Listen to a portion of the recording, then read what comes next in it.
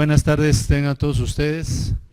Antes que nada, un agradecimiento que estén aquí presentes para escuchar esta interesante plática. Y casi siempre se me olvida, pero quiero agradecer públicamente a quienes patrocinan en esta ocasión el alimento, que son los laboratorios Sanofi. Ya pusieron su banner ahí, pueden leer quienes están patrocinándonos, y les agradezco a las niñas que están ahí, que son sus representantes. Muchísimas gracias, hoy y siempre. Gracias.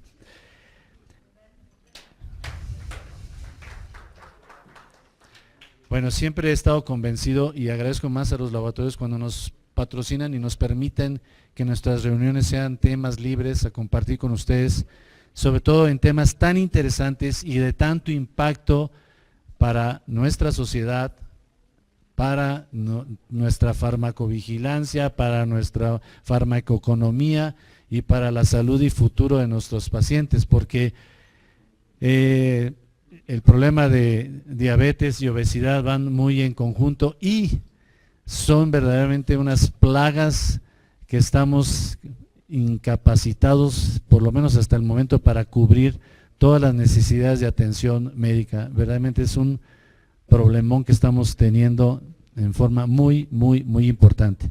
En esta ocasión, pues el doctor Jorge Espinosa Campos, a quien agradecemos su presencia y que ya he tenido la oportunidad de escucharlo en otros foros y en otros sitios. Es una de las gentes que realmente me complace escucharla cuando da sus pláticas, porque es una persona de gran experiencia, de formación endocrinólogo, y ya lo verán ustedes. No, como siempre, los ponentes que tenemos aquí son de muy alta calidad, y exponer todo el currículum que tiene, pues a veces es verdaderamente mucho tiempo, pero son de entrada una garantía, como es el doctor Espinosa Campos, a quien le dejo los micrófonos. Gracias. Gracias, buenas tardes a todos. Gracias, Enrique, por la presentación. Bueno, doctor Díaz Green, gracias, Enrique, gracias por la presentación. Gracias a todos ustedes, buenas tardes. Federico, gracias también a ti porque nos conocemos. Disculpen que diga algunos nombres, pero siento la necesidad de hacerlo. Cuauhtémoc Vázquez, Raúl Gutiérrez, que somos de las mismas generaciones. Voy a platicar con usted. Yo soy, dice la cartulina, especialidad de endocrinología, pero aparte de la endocrinología general, que les digo que estoy certificado por el Consejo, hay una serie de cosas incongruentes dentro de las certificaciones y recertificaciones que tenemos al respecto, pero el área de la endocrinología que manejo específicamente es lo que se conoce como biología de la reproducción humana o endocrinología reproductiva. Entonces, me complace estar en esta sesión de medicina interna, porque precisamente para hacer las otras especialidades de la medicina interna tiene uno que hacer medicina interna. Y yo tuve la oportunidad pues de hacer también medicina interna.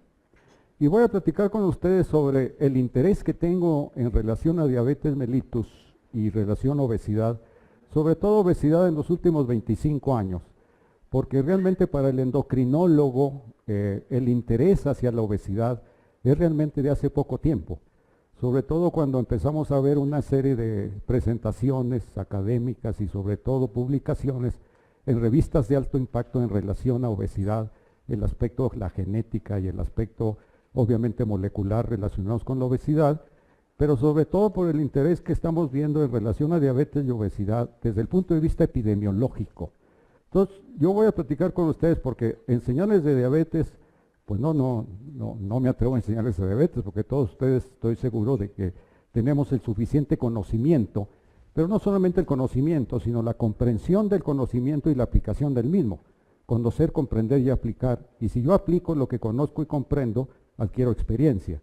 Estoy seguro que todos los aquí presentes, sí, me incluyo, sabemos cómo pues, ver a un paciente que tiene diabetes, controlarlo, manejarlo, etcétera. Pero mi interés a ustedes es despertar el interés que como personas que somos médicos, ¿sí?, tenemos la gran oportunidad cuando veamos a un paciente de utilizar nuestro microcosmos, nuestro medio ambiente, precisamente para influir en esa persona y en su familia en relación al diagnóstico temprano, ¿sí? El diagnóstico temprano o prevención de estos dos problemas de salud mundial muy importantes. Bien, mi alma mater es la Facultad de Medicina y el Hospital Universitario Dr. José Eleuterio González, allá en Monterrey, Nuevo León. Este hospital universitario, siento yo, además lo he investigado, de que posiblemente fue en Latinoamérica el primer hospital universitario realmente como tal. El director de la Facultad de Medicina es el director del hospital universitario. El hospital universitario es el departamento clínico de la Facultad de Medicina. Y desde 1857, cuando vayan ustedes a Monterrey, en Avenida Madero y Gonzalitos, en 1857 José Eleuterio González, en lo que se llama anteriormente Colegio Civil, donde estaba la Escuela de Jurisprudencia y la Escuela de Medicina, José Eleuterio González en 1857 traslada las aulas de la Escuela de Medicina al Hospital Civil y nace el Hospital Universitario en 1857. Y desde esa fecha de José Eleuterio González establece la carrera de medicina en esta institución de 6 años, desde primero, segundo hasta sexto año, y después del sexto año es cuando viene el servicio social, que es cuando nos recibimos. Ese es mi alma mater. Interesantemente, no hay un preinternado, porque a partir del cuarto, quinto y sexto año, que pasamos por las áreas clínicas y las áreas quirúrgicas también, empezamos a ver pacientes en el hospital universitario y adquirimos una experiencia muy interesante, sobre todo en la década de los 60, porque la cantidad de que nosotros entrábamos a la escuela de medicina con examen de admisión, pues era muy poco. Mi generación fue de 100 y salimos 80. Interesantemente, las 12 compañeras damas salieron completo, ¿verdad? Lo cual habla obviamente de la prevalencia de la mujer sobre el hombre en ese sentido, con todo respeto. Entonces, a partir del cuarto año de medicina, que tenemos el acceso a las camas del hospital universitario, junto con nuestros internos. Yo tengo la edad, cuando ustedes se acuerdan, después de que uno se recibía, hacía uno un internado médico, ¿sí? Porque era antes de las especialidades, el internado médico. Entonces, pues hacemos internado médico y teníamos a nuestros internos, a los R1, R2, R3 y nuestros profesores. Entonces, como estudiantes de medicina realmente adquiríamos una experiencia muy importante y salíamos como médicos generales, que en realidad mi título dice médico cirujano partero, ¿sí? Ese es mi título que yo tengo. Entonces, a partir del cuarto año, pues había sesiones del Departamento de Medicina Interna en conjunto con el Departamento de Patología Clínica, de Radiología y de Anatomía Patológica. Y veíamos obviamente pacientes con diabetes mellitus. Y los profesores nos decían, el médico que sabe de diabetes, sabe de medicina. El médico que sabe de diabetes, sabe de medicina. Entonces imagínense hace 50 años, hace 53 años, en 1964, estaba yo en cuarto año de medicina, la cantidad de información que se tiene sobre diabetes mellitus. Mucha información sobre diabetes mellitus. No solamente desde el punto de vista del conocimiento, sino obviamente en la introducción, desde el punto de vista de la materia básica, de la biología molecular y la genética, en relación a diabetes mellitus y a obesidad. Entonces por eso me quise poner, por favor, por eso me quise poner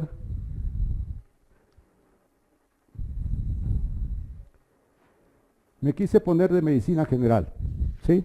Porque me estoy acordando precisamente de una serie de situaciones íconos. Standard of Medical Care en Diabetes, de la American Diabetes Association, es el Diabetes Care, la revista Diabetes Care, y en desde los últimos 15 años, ustedes pueden obtener el suplemento número 1 que siempre sale en enero, del Diabetes Care, que se lo recomiendo.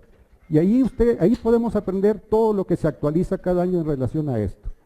También les voy a hablar sobre el International Diabetes Federation en el Atlas de septiembre de la 7ª edición, que es el 2015. El 2013 fue en Melbourne, el 2015 fue en Vancouver y ahora en el 2017 va a ser en Abu Dhabi. ¿Y por qué les voy a hablar de la Federación Internacional de Diabetes? Porque es el elemento básico que tenemos para conocer la problemática de diabetes en el mundo y compararla con los datos que desafortunadamente la Federación nos presenta en relación a la prevalencia de diabetes mellitus, ¿sí? Les recomiendo mucho este libro de Obesidad en México, que son recomendaciones para una política de Estado. El actual director general es el doctor Rivera Don Marco, ¿sí? Este es un libro que publicó también la UNAM, Facultad de Medicina y la Academia Nacional de Medicina.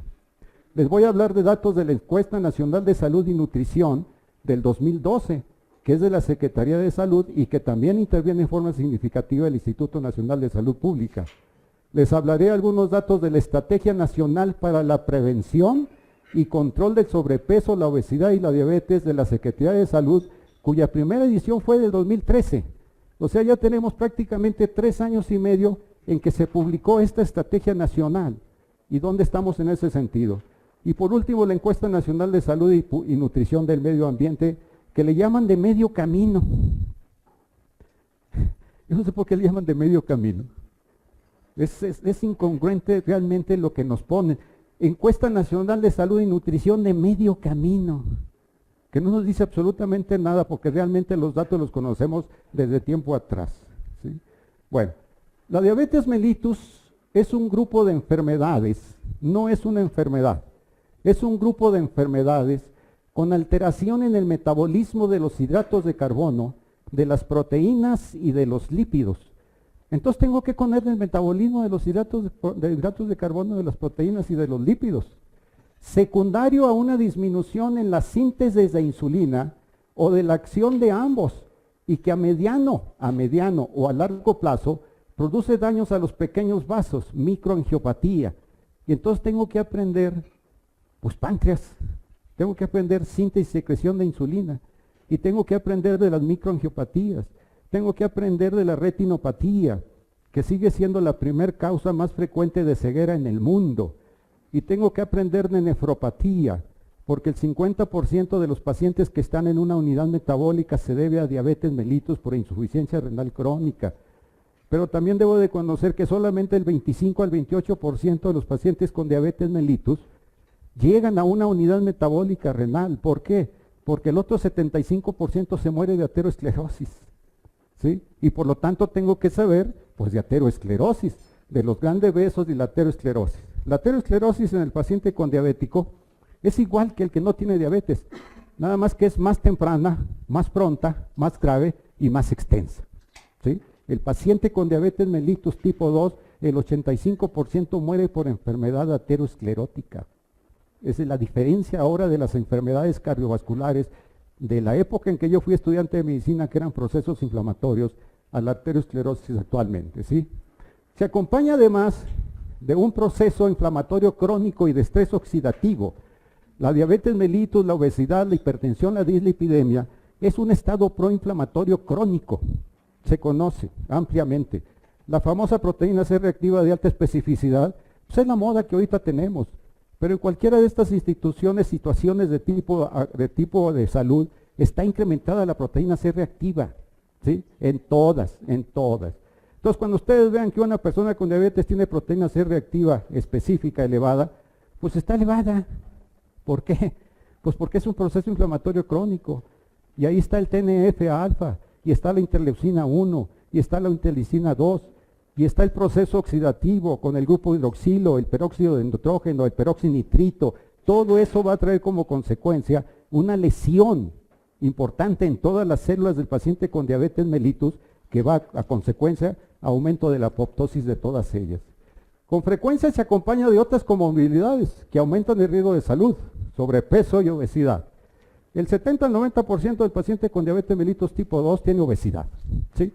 Y ustedes pueden hacer el diagnóstico de obesidad, porque obesidad es muy sencillo hacer el diagnóstico.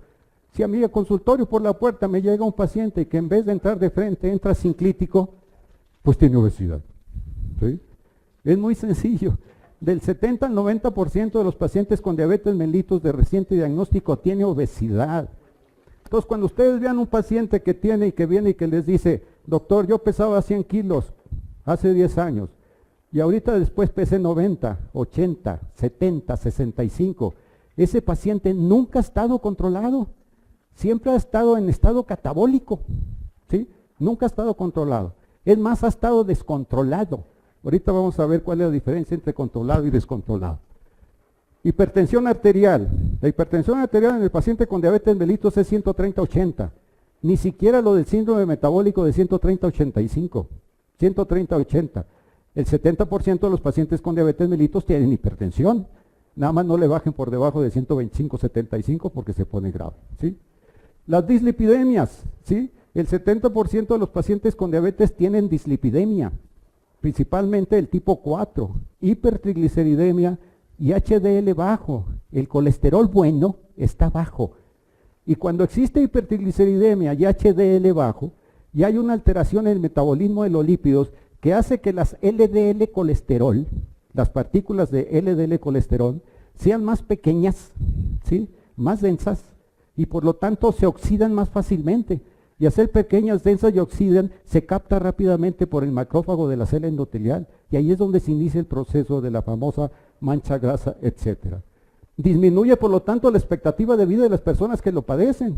El paciente con diabetes mellitus vive 10 años menos, y si la expectativa de vida es de 75, el paciente con diabetes mellitus vive 65 años, como lo vamos a ver en la encuesta de medio camino, ¿sí? Entonces, si yo sé todo esto, pues por eso mis profesores de hace 54 años me decían que el que sabe diabetes sabe de medicina, porque tenemos que ver todo esto en nuestro paciente con diabetes. Por lo tanto, cuando a mí me llega un paciente de reciente diagnóstico de diabetes, tengo que explorar todo esto, ¿sí? Tengo que controlar su proceso metabólico alterado de la glucosa. Y una vez que lo tenga mejoría, lo mando con el oftalmólogo. Yo no tengo la capacidad suficiente como para decir si mi paciente tiene una retinopatía diabética grado 2, 3. O si la mácula está densa, está alterada. Yo no lo tengo. Yo se lo mando a mi oftalmólogo y le digo que por escrito me ponga todo eso. Porque si mi paciente ya tiene retinopatía, el grado que sea, quiere decir que ya tiene entre 1 y 7 años antes del diagnóstico. Por eso yo en la historia clínica pongo años de evolución de acuerdo al diagnóstico. Porque si me dice, doctor, a mí me hicieron el diagnóstico hace 10 años, hay una gran probabilidad que tenga entre 1 y 7 años previos, el estudio de Wisconsin, que tiene diabetes. Y entonces tengo que mandarlo con mi oftalmólogo y decirle, quiero que le veas el estudio del fondo de ojo y la mácula. Porque si ya tiene una alteración, no tiene reciente diagnóstico. Porque para que tenga retinopatía microangiopática, pues ya viene varios años. Y esa es otra de las grandes características de la diabetes.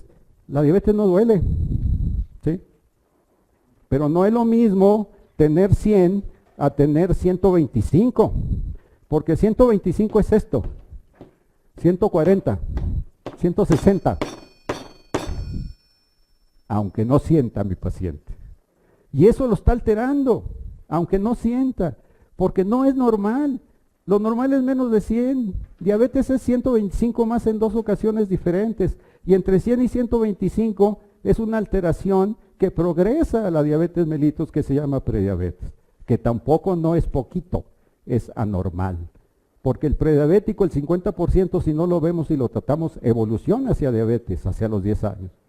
Entonces eso de poquito, es una serie de conceptos muy interesantes que nos obliga a nosotros como médicos tratar a nuestros pacientes y tratar de llegar a lo mejor posible para que esto no le esté haciendo daño. Porque aunque no sienta, hay una alteración de tipo metabólico que se transforma en una alteración disfuncional, y después de lo metabólico y disfuncional va al daño celular. Y ese no nos podemos regresar. A ese podemos retardarlo y que se vaya despacio, pero ya no lo podemos quitar, ya tiene daño. La diabetes mellitus no se cura, punto. ¿Sí? Si hay algún compañero aquí cirujano bariátrico que dice que la diabetes se cura, podemos discutirlo, pero no se cura la diabetes. Lo puedo hacer que tenga su glucosa por debajo de 100 y que su hemoglobina glicosilada esté por debajo de 6.5, pero si ese paciente que fue con cirugía bariátrica vuelve a comer y vuelve a aumentar el peso, ahí está la diabetes. La diabetes no se cura, ¿sí? La diabetes no se cura, se puede controlar. Y todo eso conlleva pues a mi paciente que tenga una calidad de vida mala, ¿sí? Totalmente, porque el 85% de los pacientes con diabéticos de más de 15 años, la célula beta ya no funciona, nada más funciona un 10-15%. Y después de 15 años de diagnosticado, el 75% de los pacientes con diabetes necesita insulinoterapia. Nada de los análogos del receptor de incretines y todo eso. No, necesita insulina, y hay que ponerle insulina porque ya no tiene insulina, ¿sí? El 75% de los pacientes después de 15 años de diagnosticado necesita insulinoterapia, y por lo tanto tengo que saber de insulinoterapia, ¿sí? porque lo tengo que dar. Y hay muchos tipos de insulinas, pero a veces nos los complican los laboratorios, porque es muy sencillo hacer una insulinoterapia. Bueno, esto es diabetes mellitus, y por lo tanto, miren, hay un trabajo que se llama el UKPDS, el estudio prospectivo de diabetes mellitus del Reino Unido. En un periodo de 13 años publicaron 90 trabajos. El que quiera saber de diabetes mellitus, busquen el UKPDS. 90 trabajos en 12 años, progresivos. O sea, imagínense pues la información que tenemos. Pero a pesar de toda esa información tan importante, ¿sí? La diabetes mellitus es una pandemia. Es una pandemia. Y si ustedes ven la definición entre epidemia y pandemia, pandemia es de que está en todo el mundo. Y no solamente eso, que está en todo el mundo, sino que además también ataca a una población significativa de esa población. La diabetes mellitus es una pandemia, ¿sí? Y por lo tanto, pues nuestro país no se escapa. ¿Qué le peto aquí? ¿Qué es la Federación Internacional de Diabetes?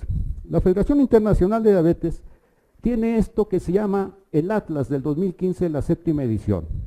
La Federación Internacional de Diabetes empieza su trabajo en el primer lustro del año de 1950.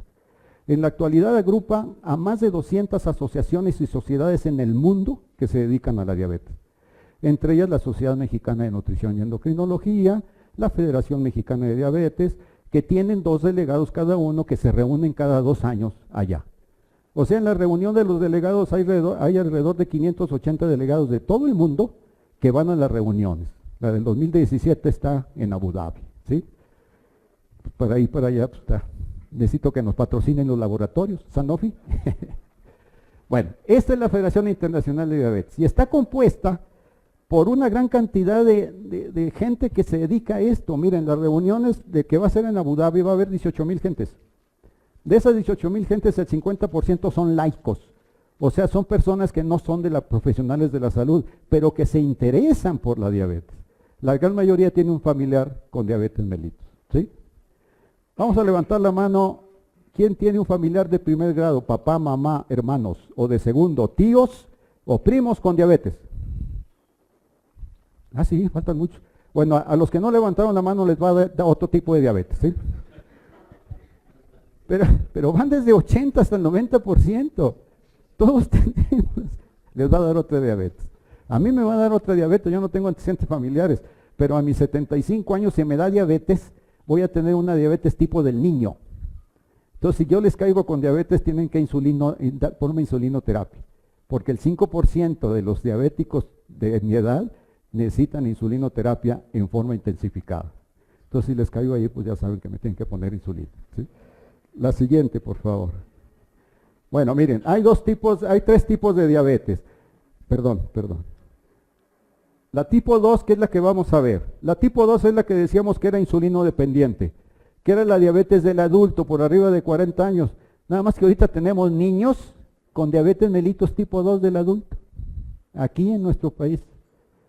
Hay un porcentaje elevado ya en el Instituto Nacional, en el Hospital General, en el Hospital de Pediatría Federico Gómez, en vez de cetoacidosis de niños que llegan por diabetes, tienen nada más cetosis, no acidosis, pero son niños que tienen diabetes mellitus tipo 2. Hay diabetes mellitus tipo 2 en niños, en el mundo, y en nuestro país los tenemos. Entonces imagínense un niño con diabetes mellitus tipo 2 de 7, 8, 10 años, pues más tempranamente va a tener todo el problema. Y a los 30, 40 años se muere. Esa es la realidad que tenemos y tenemos que hacer diagnóstico temprano. Porque si mi padre tiene diabetes y es obeso, hay un 50% de que los hijos lo sean. Si los 2 padres son obesos y tienen diabetes, el 80% van a tener diabetes. Y tengo pues la gran oportunidad de hacer prevención en microcosmos, ahí, ya que la federación no lo hace, ¿sí? Y luego la diabetes tipo 1 y la diabetes de tipo gestacional, que es muy importante. La diabetes mellitus gestacional es la que se presenta durante la gestación. Va del 8 al 12% en el mundo.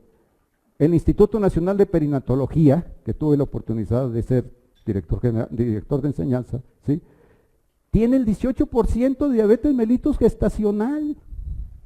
Si esas mujeres con diabetes mellitus gestacional no se les ve y no se les trata, A 10 años el 90% tiene diabetes. Otra gran oportunidad, pues, de donde debemos de trabajar. Bueno, miren, acá menos abajo, no sé si lo vean, pero abajo dice en el mundo, ahorita en el 2015 hay 415 millones de pacientes con diabetes. Y para el año 2040 de 415 van a pasar a 642. Estas son las 7 regiones que tiene la Federación Internacional de Diabetes. Estas son, del lado izquierdo, ahí pertenecemos nosotros, está la de Norteamérica y el Caribe. Y de 44 vamos a ir a 60. Del sur y Centroamérica de 29 a 48 millones. La Europa de 59 a 71.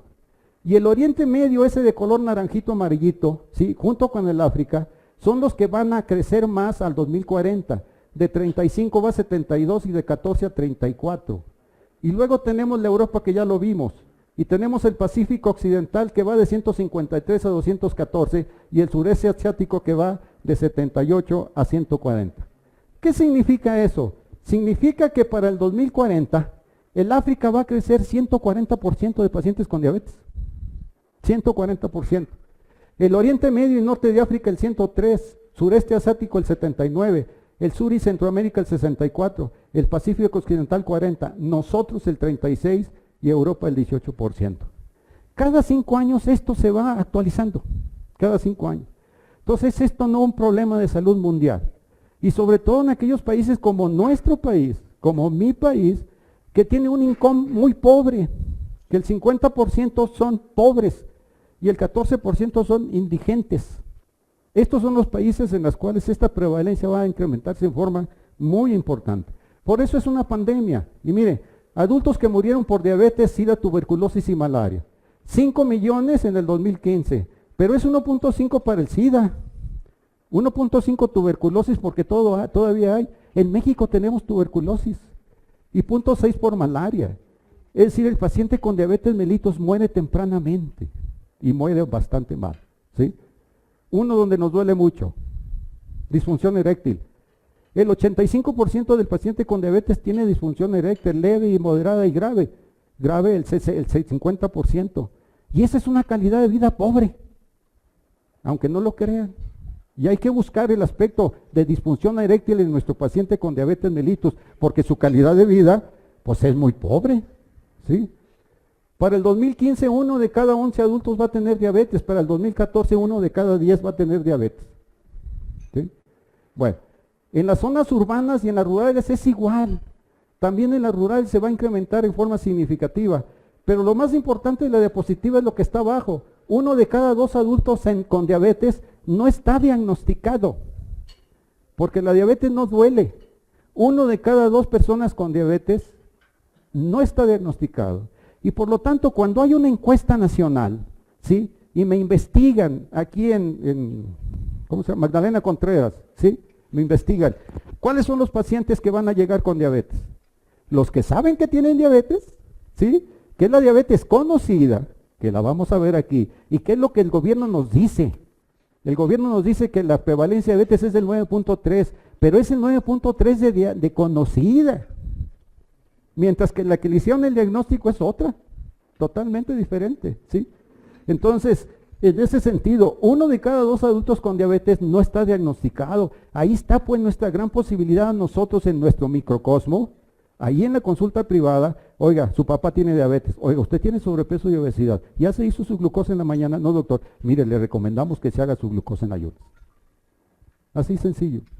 ¿Lo podemos hacer? Sí, lo podemos hacer, ¿sí? Bueno, miren, el gasto, ¿sí? Vean ustedes cómo el gasto del lado izquierdo aumentó el 19% para el 2040, ¿sí?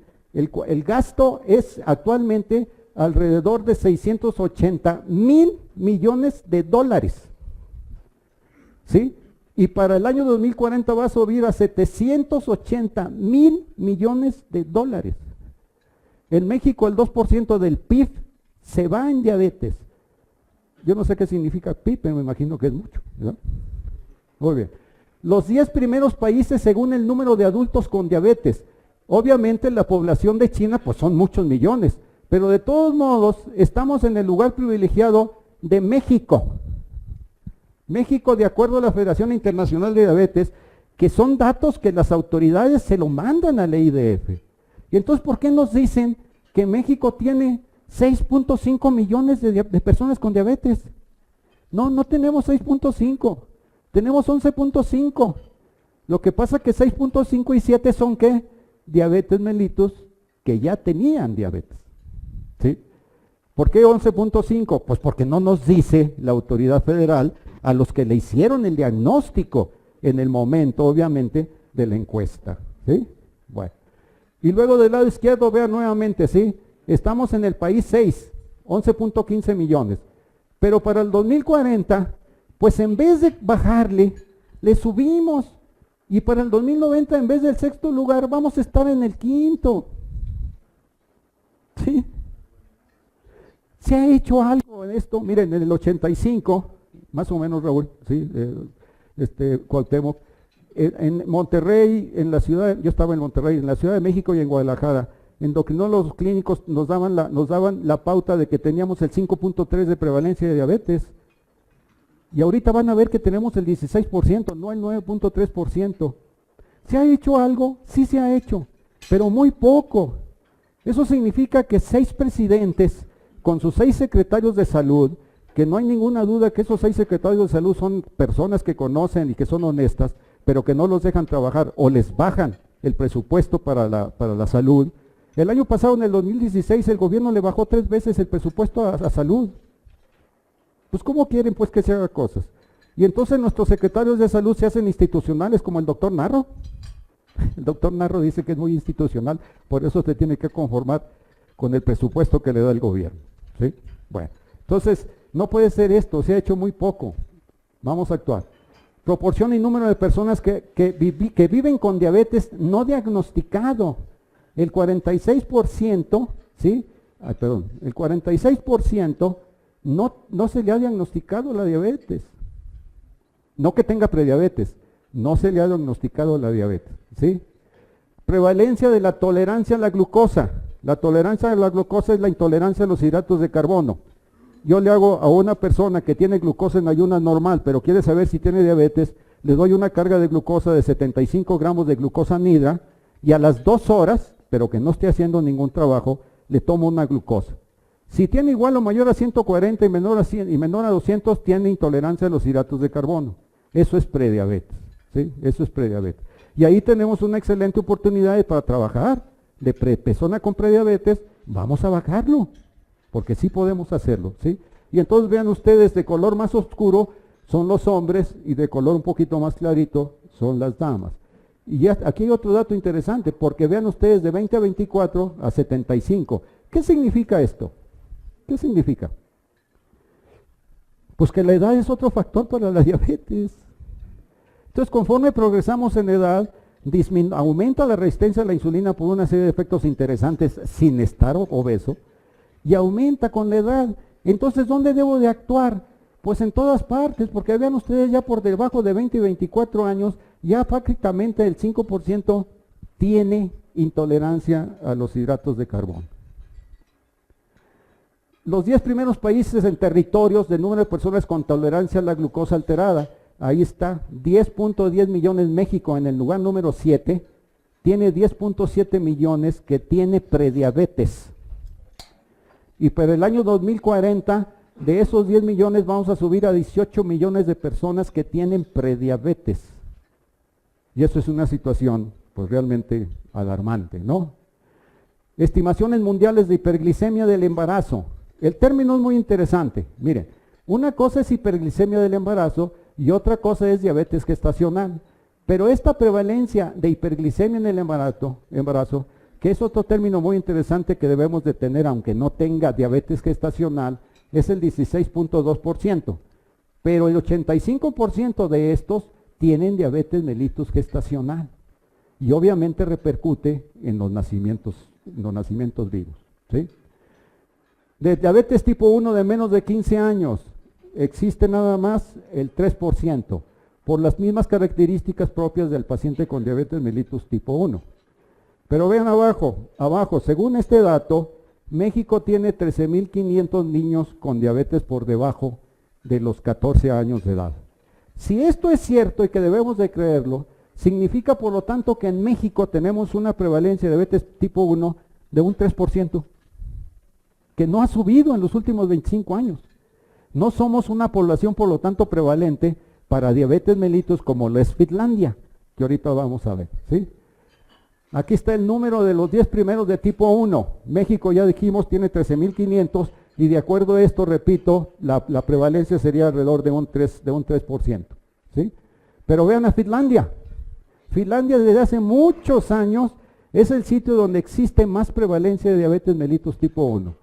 Finlandia tiene 62.3 niños con diabetes mellitus tipo 1 que si no se tratan, al año se mueren. ¿Y de cómo debe de tratarse un niño con diabetes tipo 1? Pues le tengo que poner 4 inyecciones de insulina. 1 antes de cada alimento. ¿Sí? 1 antes de cada alimento para la hiperglicemia postprandial. Y tengo que ponerle otra aplicación de insulina, simple y sencillamente para que tenga su valor tónico de insulina. ¿Sí? 4 veces tengo que inyectar a ese niño.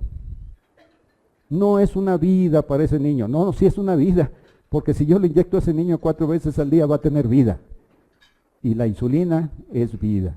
Si no se trata a un niño en esta forma, se muere tempranamente, ¿sí?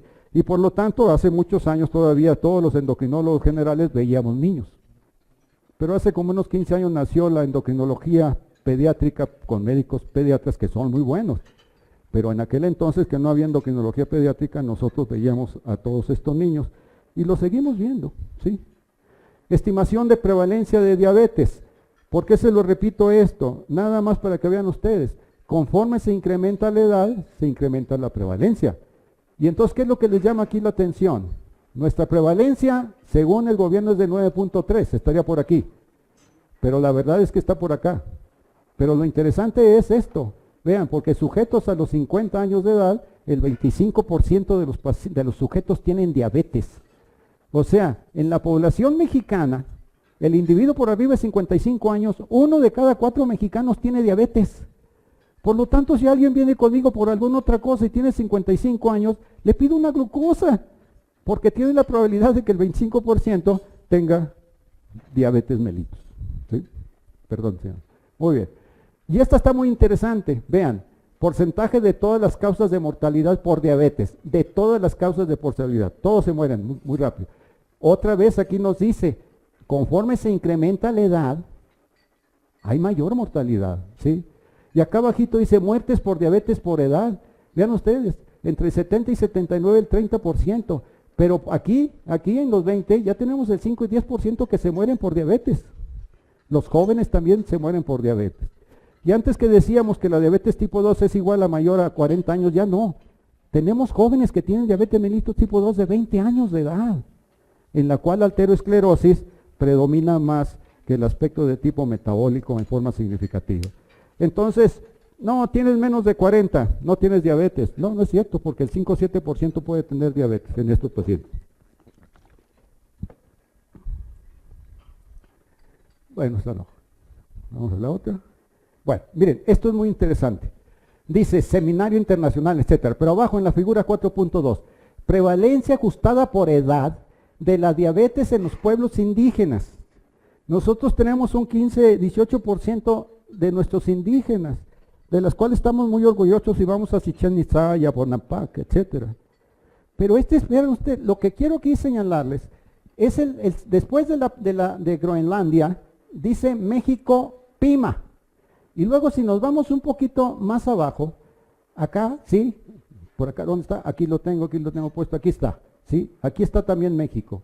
Vean ustedes cómo el PIMA mexicano es totalmente diferente, ¿sí? Aquí al PIMA norteamericano, al PIMA que está en Arizona. Y sin embargo es la misma raza. Lo único que nos divide es el Río Grande, o ahora lo que se quiere poner ahí como muro. Es lo único. Existen gentes que se pusieron a estudiar al PIMA mexicano, al PIMA de ahí de Arizona. Y entonces el PIMA de Arizona tiene el 35% de prevalencia, el 38%, mientras que el PIMA mexicano tiene 5.6% de prevalencia. ¿Por qué si es el mismo gen? ¿Por qué? ¿Por qué el PIMA mexicano es 5.6 y el PIMA norteamericano en Arizona tiene el 38%? ¿Por qué? Sí, sí. El PIMA norteamericano, después de la Segunda Guerra Mundial, todo lo que sobró de comida, les dijeron, te vas a pasar toda la vida ya rascándote la cabeza, ¿sí? No vas a trabajar, y te vamos a dar la comida. Y les dieron comida, y ahí se quedaron, y el sedentarismo, y aumentaron de peso. Y entonces no estaban preparados genéticamente para un factor del medio ambiente, que los hizo que se despertara el proceso genético de la diabetes. Mientras que el mexicano no, pues el mexicano está corrioso, y anda con el arado, y come nabos, y come gallinita, etcétera. Agarren este mexicano y súbanlo ahí arriba para que se rasque cierta parte del cuerpo, o sea la cabeza, pues le va a dar diabetes. Así de sencillo. No estamos preparados, la población mexicana, genéticamente para el fenómeno obesigénico y para el fenómeno diabetogénico. No estamos preparados, ¿sí? Y sin embargo tenemos obesidad. Bueno. La encuesta nacional, vámonos rápido pues, porque ya es mucha información. Espérense, me voy a regresar tantito. Salvador Villalpando es un expresidente de la Sociedad Mexicana de Nutrición y Endocrinología, ya está jubilado y trabaja en el Instituto Nacional de Salud Pública. Y publica estos datos en Salud Pública de México en el 2010, ¿sí? Y él analiza los datos de la Encuesta Nacional de Enfermedad Crónica 93, la Encuesta Nacional de Salud del año 2000 y la Encuesta Nacional de Salud y Nutrición del 2006, ¿sí? Vean ustedes qué interesante, ¿sí? Vean ustedes allá arriba a la izquierda, 93, 2000, 2006. El diagnóstico previo, 6.7, para el 2000 sube a 7.5, o sea, nada más subió 0.8. Pero ya del 2000 al 2006 sube al 14.4. O sea, subió en 6 años, ¿sí? Subió el 100% de la prevalencia, ¿sí? ¿Y quién es esa época? ¿Quién era el presidente de esa época? Pues era el señor Fox, que iba a quitar a los lagartijos y a los ratones y todo lo demás y no los quitó, ¿verdad? Lo que aumentó fue esto, yo creo que aumentaron toda la generación política, aumentó de peso, no hay ninguna duda. Pero entonces aquí está lo que les quería yo mencionar. Una cosa es la prevalencia del que ya se conoce y otra cosa, la que ya se conoce y otra cosa es la nueva. Entonces vean ustedes que ya para el 2006 teníamos 14.4 de prevalencia de diabetes, y esto es cierto porque salió publicado en Salud Pública. O sea, los que hicieron la encuesta después, ahí salió, ¿verdad? No tenemos 9.3, tenemos más de 14.4 de prevalencia de diabetes, ¿sí? Muy bien. Síndrome metabólico, vean ustedes la parte de abajo, ¿sí? Tenemos el 93% y el 49%. Del 2000 al 2006, el síndrome metabólico subió de 29 al 49%. Y síndrome metabólico ya se considera como un estado de prediabetes. El síndrome metabólico ya se considera como un estado de prediabetes. Y entonces aquella persona que tenga síndrome metabólico, pues vamos a echarle ganas para que no le dé la diabetes. Vean ustedes esto, la gran cantidad, ¿sí? Ya en aquel entonces, que fue en el 2006, el señor Calderón nos decía que teníamos una atención universal de salud para nuestro país, lo cual no era cierto, ¿sí? Porque había ya un 22% de la población, cuando se publica en el 2012, cuando sale Calderón, que no estaba cubierto. Y esto es una magnífica oportunidad que tienen las autoridades para atacar el problema de diabetes, de prediabetes y de obesidad, porque este 38% está en el Seguro Popular. El gran problema es de que toda la cantidad de dinero que se va a los hospitales públicos, yo lo vi, pues no lo dedican a esto, se dedica a otras necesidades, ¿sí? Yo lo vi. Porcentaje de adultos que reportan haber recibido el diagnóstico médico, ¿sí? Vean nada más, el 19-21% de estas edades. O sea, hay un porcentaje todavía muy bajito, ¿sí? En más jóvenes que ya hay prevalencia, que no hacemos el diagnóstico temprano, ¿sí? Por lo tanto, la prevalencia del 2012 en realidad no era de 9.3, es del 15.3%. Y vean esto nuevamente, ¿sí? En el 2012, que es la curva de arriba, ¿sí? Vean ustedes esto de aquí, ¿sí? Entre 60 y 69 años de edad, la prevalencia es del 25%, y ahora es más. O sea, 1 de cada 3 mexicanos tiene diabetes mellitus. ¿Cuántos se les hace la hemoglobina glicada? Pues a muy poquitos. 9.1, el 10%, y si yo no hago hemoglobina glucosilada o glicada, pues yo no puedo controlar a mi paciente, porque la hemoglobina glicada me dice cómo está el promedio de 24 horas de la glucosa de los últimos 4 meses, y debo de actuar sobre esa debo de actuar. Y vean ustedes a cuántos le hicimos la prueba de microalbuminuria, pues el 4.1, y la microalbuminuria es dato, aunque no tenga daño renal, de enfermedad cardiovascular aterosclerótica. Por eso hacemos microalbuminuria, por eso la pedimos, no porque esté dañado el riñón, que ya está dañado. Fíjese, ¿a cuántos le revisamos los pies? Pues al 14%. Pero ¿a quién se lo revisan? ¿A quién se lo revisamos? A ver, de acuerdo a esta diapositiva, ¿a quién se lo realizamos? Pues a los grandes. O sea que si yo voy con ustedes me tienen que revisar mis pies, porque a los grandes se les revisa, pero a los jovencitos no se les revisa los pies. Y pueden tener diabetes y pueden tener neuropatía diabética. ¿Sí? La próxima semana va a venir, sí doctor, porque voy a revisar sus exámenes de laboratorio y para ver cómo está. Sí doctor. Y en esa próxima semana le voy a revisar sus pies. ¿Qué va a hacer el paciente? Pues se va a bañar y se va a lavar sus pies. Y lo voy a ver, ¿no? ¿Quién fue el primer individuo que revisó una neuropatía de acuerdo al Nuevo Testamento?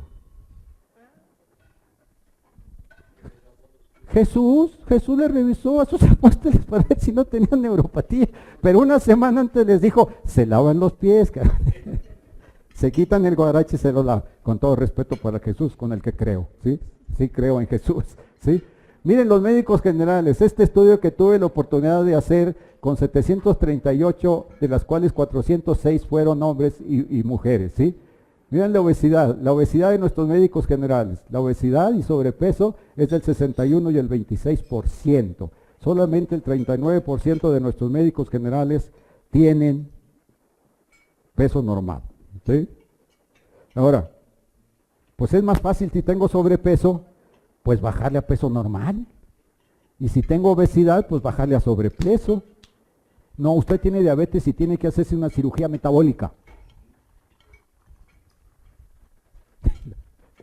No, bájenle el 10%. Si les bajan el 10% de lo que tienen, se van a mejorar todos. Los cambios metabólicos no es una cosa nueva. No es nuevo. Si una persona pesa 90 kilos y le bajo el 10%, o sea 9 kilos, le mejoro la glucosa en ayunas, la glucosa postprandial, la hemoglobina glucosilada, le mejoro la hipertensión arterial, le mejoro la hipertrigliceridemia, con que le bajen el 10%, no el 40 y el 50, pero bajen el 10% y van a ver que todo se mejora y hacen una situación sin cirugía de tipo metabólico, ¿sí? Bueno, la estrategia, miren la definición de estrategia, prevención y control, ¿sí? Fíjense, el arte de dirigir, ¿a poco lo dirigieron? Prevención, acción y efecto de prevenir. Abajo, anticiparse a un inconveniente, conocer de antemano o con anticipación un daño. Si usted lee en esta estrategia, en el 2013, que la presentó el presidente en el Instituto Nacional de Ciencias Médicas de la Nutrición en septiembre del 2013, ahí estaba yo presente, era presidente en aquel entonces de la sociedad, lo presentó, ahí estaba la doctora Mercedes Juan, en el 2013. ¿Y saben quién estaba en el presidio? El director internacional de Coca-Cola. Y habló.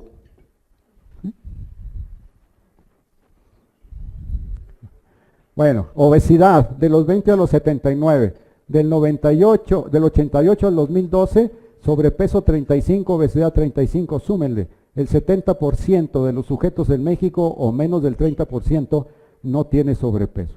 Sin embargo, aquí vean abajo, entre la población de 5 a 11 años de edad, ¿sí? El 34% tiene sobrepeso u obesidad.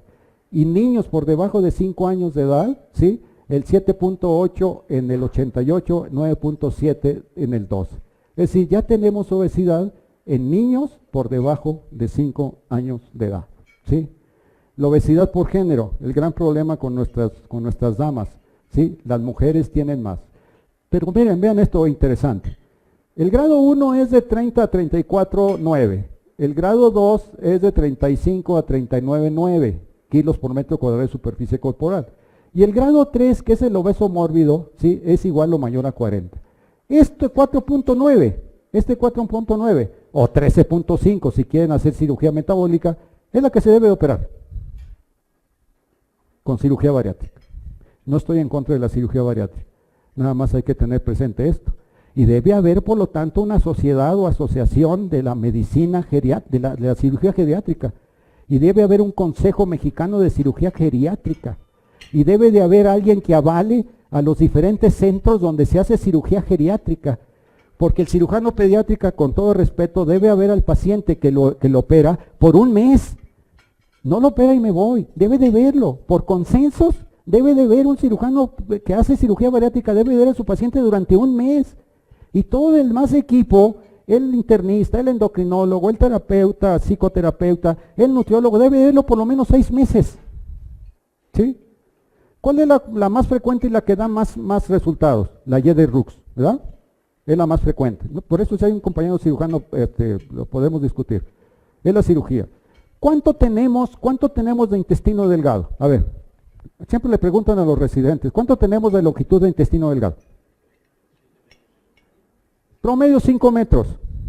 ¿Cuánto nos dejan? 80 centímetros. Sí, ¿cómo no?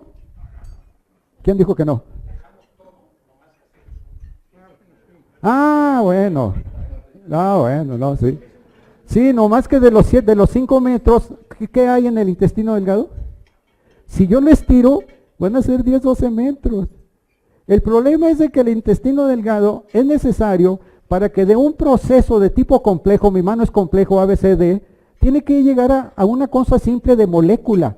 Y entonces, si yo estoy quitando más de 3,5 metros de intestino, estoy quitando todo un proceso de absorción de tipo molecular. Es una cirugía restrictiva. ¿Sí? Y si no lo sigo yo, pues va a tener deficiencias. Hagan de cuenta que tiene una enfermedad celíaca. Va a tener proteínas bajas, todas las vitaminas, el calcio, el fósforo, todo eso. Y debo de seguir a mi paciente por lo menos 1 año. Pues me quitan 3,5 metros. ¿Sí? Ahora, hay que operar a pacientes con cirugía bariátrica, pero hay que saber cuáles. ¿Sí? El paciente con diabetes mellitus, ¿qué nos dice índice de masa corporal? Por debajo de 35. Si yo lo bajo el 10%, mejoro todo. Me van a decir, pues sí, pero es muy difícil bajar a un paciente de peso. Sí, es muy difícil. ¿Sí? Sobrepeso y obesidad, es igual. ¿Sí? Acá abajo es donde quiero que vean, adolescentes, ya el 19.6 y el 14.5. Quiere decir que de nuestros adolescentes, el 34% tiene obesidad y sobrepeso. La obesidad en mi país, por lo tanto, es una cosa muy seria. ¿Ya no quiere, mijo? Ahí está. Las mujeres, es el gran problema con nuestras mujeres. El 70.6 de nuestras damas tienen sobrepeso u obesidad. Por arriba de 20 años, el 65.3 y el 74.12 en el 2012. ¿Sí? Y aquí están los pilares de la estrategia: salud pública, atención médica y regulación sanitaria, que esto fue publicado. ¿Sí? Por su magnitud, frecuencia, ritmo de crecimiento y las presiones que ejercen sobre el Sistema Nacional de Salud, el sobrepeso, la obesidad y las enfermedades no transmisibles, y de manera particular la diabetes mellitus tipo 2, representan una emergencia sanitaria. Esto es en el 2013, está entrecomillado porque es la estrategia. Además ya que afectan de manera importante la productividad de las empresas, el desempeño escolar y el desarrollo económico como país. Estamos ante una situación crítica, esto lo dijo el gobierno, que de no ser atendido en corto y mediano plazo puede comprometer nuestra viabilidad como nación. Mercedes Juan. Pilares: salud pública, atención médica, calidad y acceso efectivo, regulación sanitaria. Resolver y controlar en el primer contacto. Pablo Curi Morales era desde la época también de Calderón y todavía está ahí como subsecretario. Es una buena persona y es un individuo trabajador y honesto. ¿Sí? Atención médica: capacitar a los recursos humanos en salud relacionados con enfermedades no transmisibles. O sea, que tenemos que capacitar a nuestros médicos de primer contacto, que mejoren las competencias y su capacidad resolutiva. Infraestructura y tecnología. ¿Se admiran ustedes de lo que puede tener una unidad de acuerdo a esta estrategia? de todo el equipo que nos ponen ahí. Centro de atención a diabetes mellitus. El centro de atención a mellitus tiene que ser la imagen y semejanza del centro de atención a diabetes mellitus que tiene nutrición. Nutrición y ciencias médicas y la nutrición. Aquí ya el doctor Agüel en la Ciudad de México ya tiene dos. Hay imagen y semejanza de nutrición. ¿Sí? Muy bien. Cirugía bariátrica, es decir, está como un elemento. La cirugía bariátrica, compañeros, es una alternativa para la obesidad. En todos los consensos y en todos los statements dice que la cirugía bariátrica es una alternativa para el tratamiento de la obesidad, sobre todo la obesidad de tipo mórbido.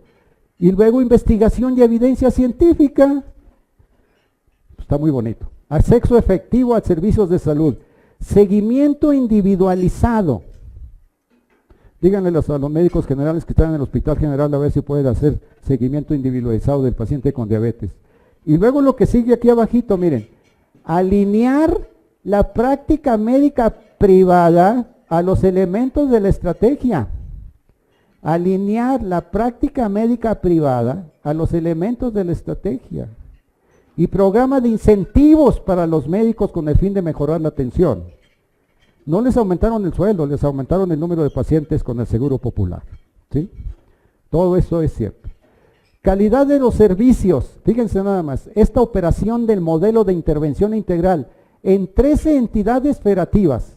Baja California, Sonora, Nuevo León, Tamaulipas, Querétaro, San Luis Potosí, Durango, Estado de México, Distrito Federal, Ciudad Hidalgo, Morelos, Yucatán y Quintana Roo. ¿Qué color de partido es ese? Okay. Un hospital de especialidades médicas. No dicen instituto, dicen que se haga un hospital de especialidades médicas. Y luego 12 unidades de especialidades médicas en enfermedades crónicas, o sea, una en cada una de las entidades federativas y 63 unidades de salud que se deben de repartir en esas 3 entidades federativas. Está muy bien hecha y está muy bien escrita y está hecha por gente que sabe.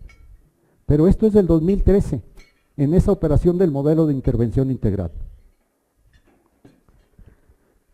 Bueno, y este es el famoso OCDE, ¿sí? Que esta es la Organización de Acuerdo del Desarrollo Económico, y parece que hay 35 países en el mundo, entre ellos México, que manejan el 80% del PIB mundial, según lo que leí, y vean el 30% de obesidad en México. Solamente nos gana Estados Unidos, pero esta es obesidad, no es sobrepeso y obesidad.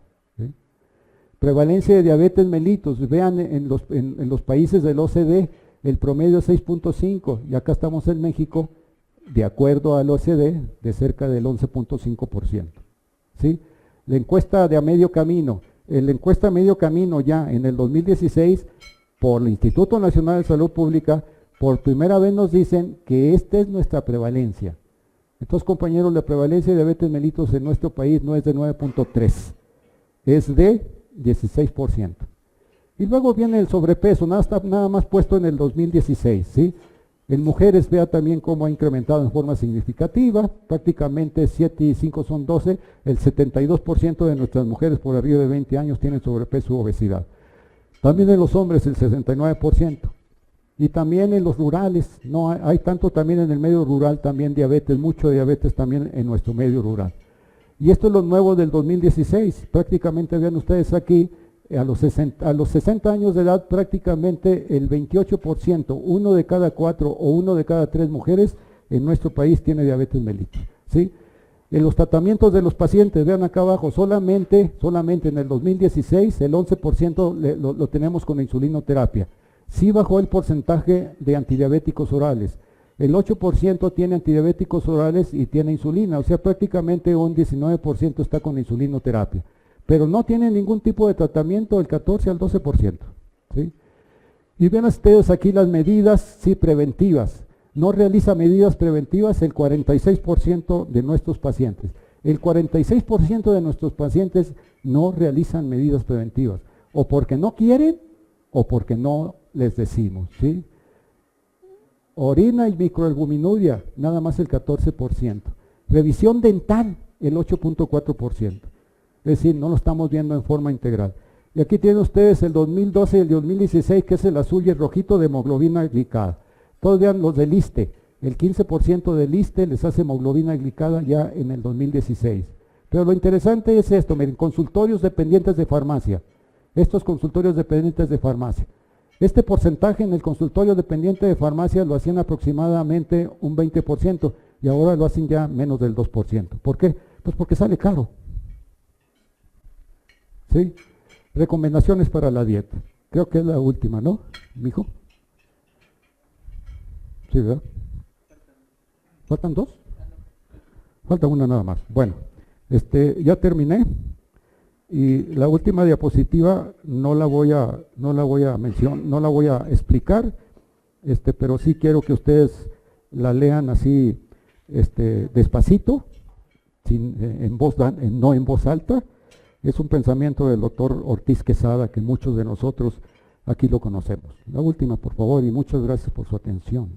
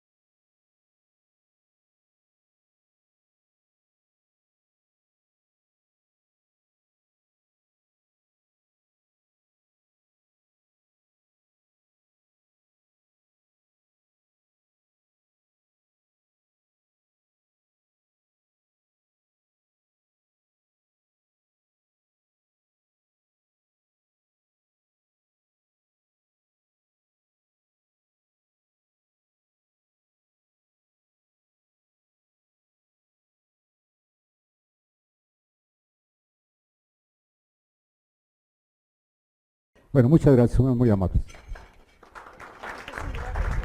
No.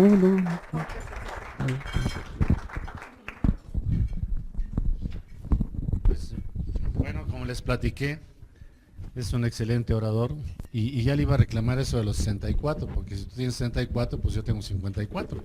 Entonces, ¿dónde nos quedamos, no? Este álbum me lo regaló mi mujer. Mi mujer es menor que yo, 13 años y medio. Y todos los días digo en la noche, mañana te mueres, y no. En la mañana amanece cantando, poniendo el radio y todo lo demás. Y este me lo regaló mi esposa cuando tuve 64 años de edad, o sea, hace 10 años. Muy bien, bien.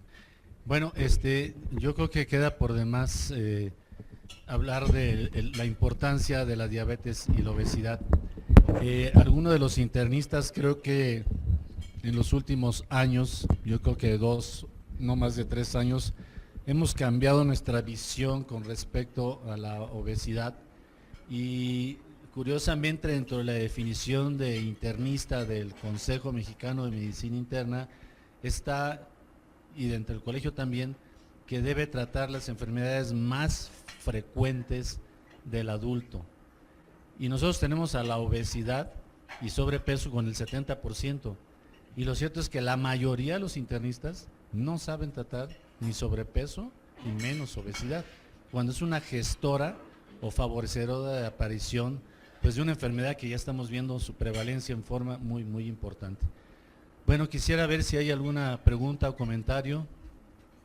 ¿Qué opina de la dieta cetótica y del ayuno intermitente para tratar el síndrome metabólico? Sí, gracias. El ayuno intermitente es de que un día sí, luego un día no, y el día, gracias. El día no quiere decir que tomas al límite de lo que te da, ¿no? Hace, ¿qué será? Un mes tuvimos la oportunidad en la reunión que tiene ya desde hace varios años el doctor Cuauhtémoc Vázquez, un artículo al respecto. No hay ninguna diferencia. No. no está comprobado, y ese estudio lo repiten en cerca de 2.500 sujetos que hacen eso, ¿verdad? No tiene. Bueno, mire, nuevamente, sí, yo no estoy en contra de la cirugía bariátrica, pero mire, hay muchos estudios, entre ellos principalmente el DPP, el Diabetes Prevention Program, que incluyó a 1.700 sujetos que tenían sobrepeso y que tenían intolerancia a los hidratos de carbono. El solo hecho de un plan de alimento no hipercolesterolémico, pero que bajara el 7% de su peso inicial, disminuyó la probabilidad de tener diabetes el 65%. Es decir, personas con prediabetes, con intolerancia a los hidratos de carbono, bajarlos el 7% de su peso inicial, disminuye el 65% el riesgo para diabetes mellitus. Es decir, la obesidad es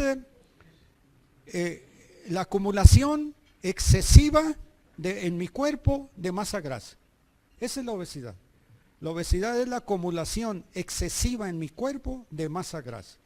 Y al decir excesiva de masa grasa, quiere decir que todos nosotros tenemos masa grasa.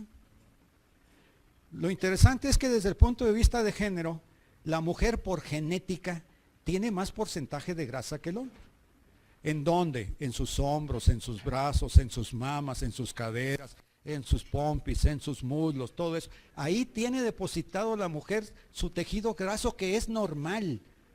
Aquellas mujeres que bajan de peso y le hacen al físico-culturismo, está anormal, porque ya perdieron su tejido graso. Nada más tiene el músculo, pero ya perdieron su tejido graso.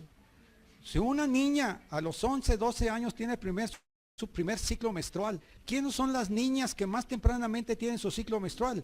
Las que tienen un sobrepeso. ¿Sí? Si las ponemos a hacer ejercicio y quieren que sean nadias como Aneche, no van a arreglar hasta los 16, 17 años, porque no tienen más grasa. ¿Sí? Entonces ¿cuál es el tratamiento de la obesidad? Pues bajar de peso. Y si yo en vez de comer 2.500, como 2.500 de mis necesidades energéticas, las 500 las almaceno. Y en vez de tener un adiposito así, voy a tenerlo así y uno así. ¿Sí? Entonces, ¿qué es lo que tengo que hacer? Pues en vez de un balance positivo, tengo que poner a mi paciente en un balance negativo. Y entonces tengo que darle a fuerza un plan de alimento hipocalórico. Hipocalórico en relación al peso ideal para su edad. Si no, no baja de peso. Tengo que bajarle entre 500 y 750 calorías de acuerdo a su peso ideal para esa edad. Si no, no va a bajar de peso. Si yo lo bajo es más, yo puedo utilizar las dietas de muy bajas calorías, que no son nuevas. Las Very Low Calorie Diet, ¿sí? Con 800 calorías, pero con 100 gramos de glucosa para que no tenga cetosis. Si yo le doy 100 gramos de glucosa, ¿sí? Le estoy dando, por lo tanto, 400 calorías, 100 gramos de carbohidratos. Si yo le doy 100 gramos de carbohidratos, le estoy dando 400 calorías de 800. No va a tener cetosis. Pero sí me va a bajar de peso, porque le estoy quitando más del 60% de su calórico. Y no va a haber fenómeno de rebote. Porque hay una memoria metabólica de la obesidad. ¿Sí? Ahora, el paciente que tiene una obesidad mórbida, pues es un paciente extraordinariamente difícil. Y si no hago yo un cambio de conducta de su obesidad, no voy a tener éxito. Por eso el paciente con cirugía bariátrica debe de ser visto por un psicoterapeuta, para que cambie todo su concepto precisamente del por qué está comiendo. Si no, no va a tener éxito, no va a tener éxito. Yo creo, ahorita les doy yo creo que un proceso muy importante es que muchas personas, pacientes bajan de peso y luego en X tiempo lo vuelven a recuperar. Y es lo que le llaman, o lo que acaba de mencionar el doctor Espinosa, que no sirvió la dieta porque rebotó.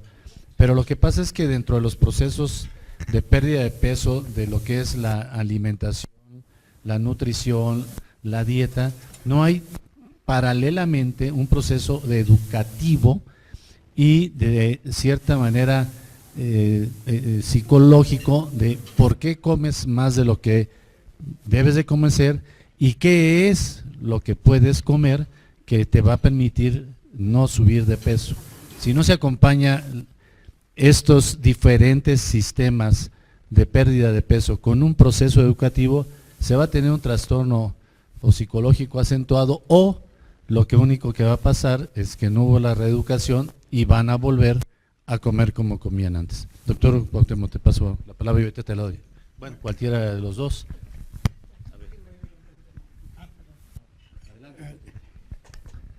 Como siempre, quiero felicitar a Jorge por su maravillosa exposición que resume una gran preocupación, pero, como lo digo en su diapositiva, esa se va al doble, porque cada diabético conocido hay uno desconocido.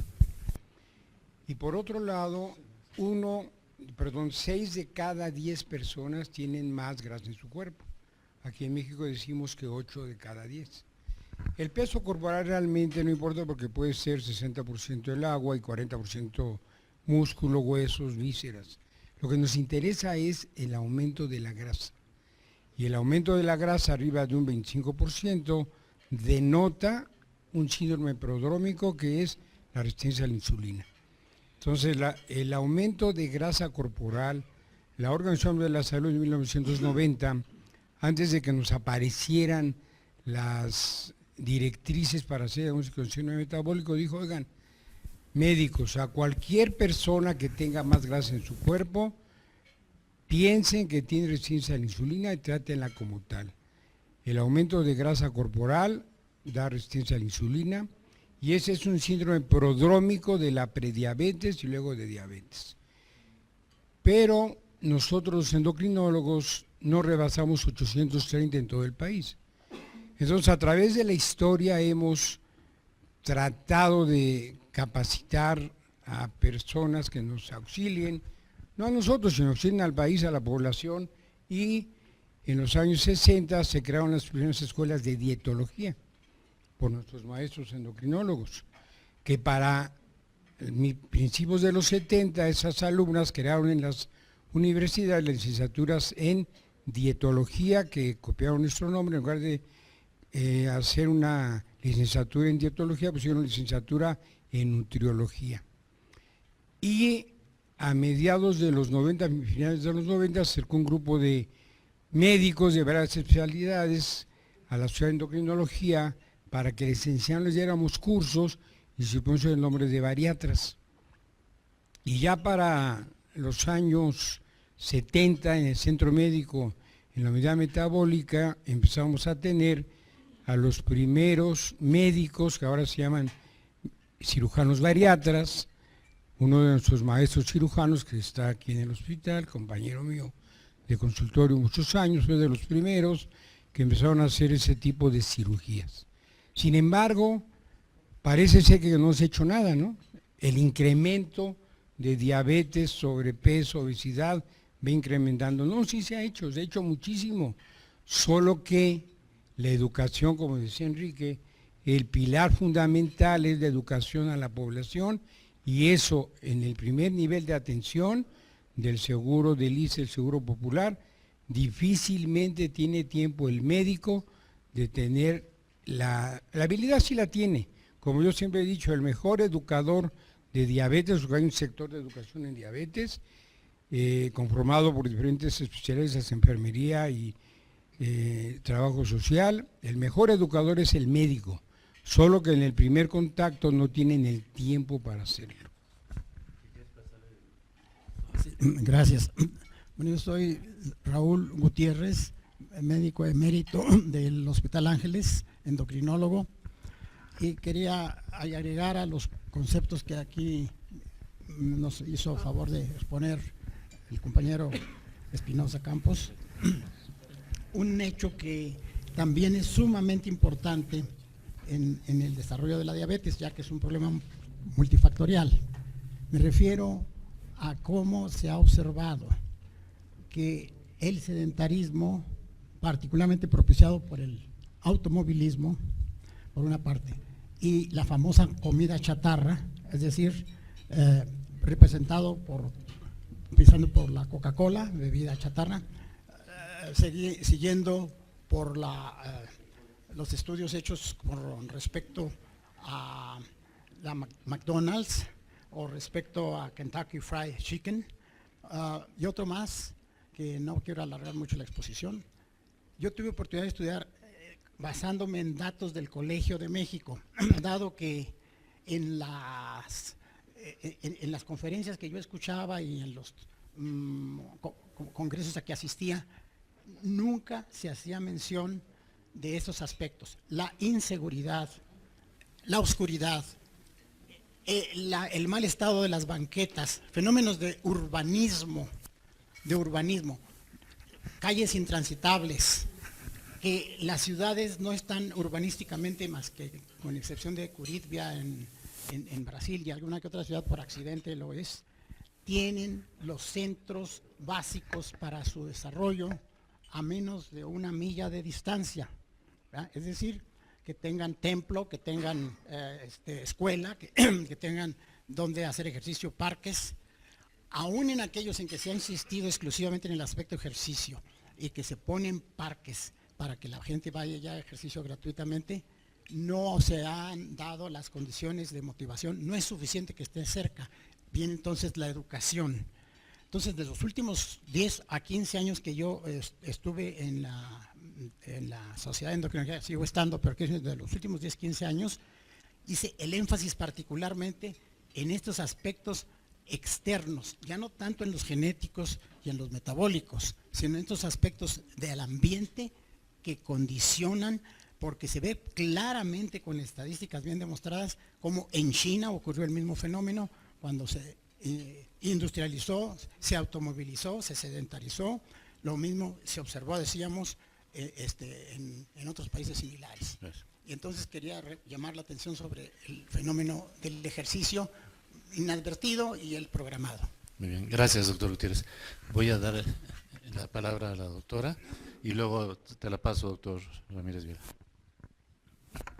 Les agradecería, hiciéramos los comentarios un poquito más cortos para que nos dé tiempo. Rápidamente, como pediatra y preocupada en este momento por la obesidad, realmente es muy complejo. Ojalá cada uno de nosotros en nuestro micromundo, como dijo el doctor, hagamos una mínima parte, pero tenemos que trabajar. El 80% de adolescentes apenas hace ejercicio, el 80%, o nada. Y el 70% de enfermedades crónico-degenerativas se genera en la adolescencia y en la parte terminal de la infancia. Ahí es donde tenemos que trabajar muchísimo. Aparte de todo el ambiente que usted dice, doctor. Es muy, muy complejo. Mi tesis fue de obesidad de pediatría.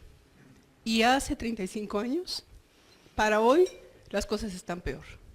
El 60% de mamás eran obesas y actualmente es el 70%. Entonces, siento que no hemos hecho nada. Pero esto ya es algo. Gracias. Doctor Ramírez Viela, ¿sí lo das aquí para que lo pase? No, dáselo aquí al señor. Les quiero decir que en la Semana de Salud del año pasado, en conjunto con los residentes de medicina interna, se hizo una encuesta donde se investigó diabetes, tratamiento, sobrepeso, obesidad. Estamos pues casi a punto de terminar los trabajos. Nos vamos a encontrar cosas, pues tal vez nada diferentes de esto y decepcionantes. También les hicimos fondo de ojo y es impresionante como en un ámbito hospitalario, en enfermeras, encontramos unas cosas pues realmente terribles. Ya los verán cuando los publiquemos. Es un trabajo bastante interesante con pues ciertos elementos actuariales para que fuera muy... Doctor Ramírez Viela. Sí, yo no soy bariatra bajo ningún concepto, pero sí hago cirugía bariátrica. Y la cirugía bariátrica no es más que el último escalón para que el paciente aprenda a comer. No hay de otra. Y el que no hace cirugía bariátrica en grupo está engañando a la gente, como todos esos que están en el norte del país, que operan americanos y no los vuelven a ver. Desgraciadamente, si abre uno el internet y busca uno cura de diabetes, pues los zampones más grandes que hay en el mundo son los mexicanos, porque hay una lista de gente que dice que con cirugía curan la diabetes, como bien dice usted, y que no es cierto. Entonces tenemos que tener mucho cuidado a dónde no, y desgraciadamente nuestras autoridades tampoco hacen mucho caso a esto. Quien más ha trabajado es el Departamento del Distrito Federal, que tiene 2 clínicas, en donde ahí se está haciendo, pero se están haciendo tontos también, porque ¿cómo se llama? Están haciendo más manga que bypass. ¿Por qué? Porque es más fácil, se requiere de menos ¿cómo se llama? Habilidades, pero en fin lo están haciendo. Inclusive nuestro grandioso Instituto Nacional de Nutrición, que son los que más hablan al respecto de la cirugía bariátrica que recorren el país, pues, hicieron menos que yo el año pasado, y es un grupo. Bueno, sí, doctor Rodríguez Ver. Yo creo que una de las explicaciones por las cuales la diabetes ocupa su lugar el día de hoy es multifactorial. Uno de ellos es que, si ustedes recuerdan, hace unos años el diagnóstico de diabetes no se hacía con la glucosa de 124 o 126, se hacía con el diagnóstico de 140. También los criterios para hacer el diagnóstico han cambiado. Antes no había ni siquiera hemoglobina glucosilada. Por otro lado, tenemos hoy conocimiento de otros factores importantes que están influyendo en que la diabetes se presente. Por ejemplo, la predisposición genética, que siempre la hemos querido asociar con las leyes de Mendel, que hoy la genética es mucho más profunda que eso. Y en la cuestión de diabetes es mucho más compleja que eso. Hay situaciones raras. Tuve la oportunidad de hacer una revisión. Por ejemplo, el papel que juega la contaminación en el desarrollo de diabetes. Y la contaminación también tiene un factor, entre comillas, facilitador en algunas circunstancias. Y así como eso, debe de haber cosas que no tenemos todavía identificadas, y por eso la población mundial hoy tiene más predisposición, o por lo menos más claro, el por qué desarrollan diabetes. Sí, bueno, además hay una cosa, o sea, hablando de sobrepeso y obesidad, no solamente es un factor para la diabetes, es un factor también para aparición de ciertos cánceres, para la osteopatía de rodilla, como se diga, la lumbalgia crónica y poliquistosis ováricas, o sea, vamos, muchas cosas, o sea, aquí estamos tratando el tema, lo dijo el doctor Espinosa, sobre diabetes y obesidad, pero obviamente se relaciona con muchas otras cosas. Doctor, Sí, muy doctora. breve. En relación a lo que decía el doctor Federico, es muy cierto. Hay paneles ahora en genética molecular que estudian no solo genes para insulina, sino para receptores. Hay uno de 14 genes, muy interesante, y en el INMEGEN, perdón, han encontrado que efectivamente tenemos una buena carga genética para ser diabéticos. La otra cosa obviamente es el medio ambiente externo, pero algo que consideramos poco y que es bien interesante es la programación fetal. David Barker demostró con su teoría, con el feto fenotipo ahorrador y programación fetal, cómo desde inútero, una madre que pasa muchas horas sin comer, hace a su feto un feto fenotipo ahorrador que de grande será diabético. ¿Y qué estamos haciendo al respecto? Yo digo que muy poco o nada. Es muy importante. Sí, gracias. Gracias por sus comentarios, doctor Ramírez, gracias por su comentario también. La hambruna en la Segunda Guerra Mundial de Polonia es el ejemplo clásico de lo que acaba usted de mencionar. Exacto, digo, es la hambruna de Polonia en la Segunda Guerra Mundial. ¿Sí? Así es, así es. Gracias, muy amable. Gracias. Bueno, me gustaría que le diéramos pues un doble aplauso al doctor.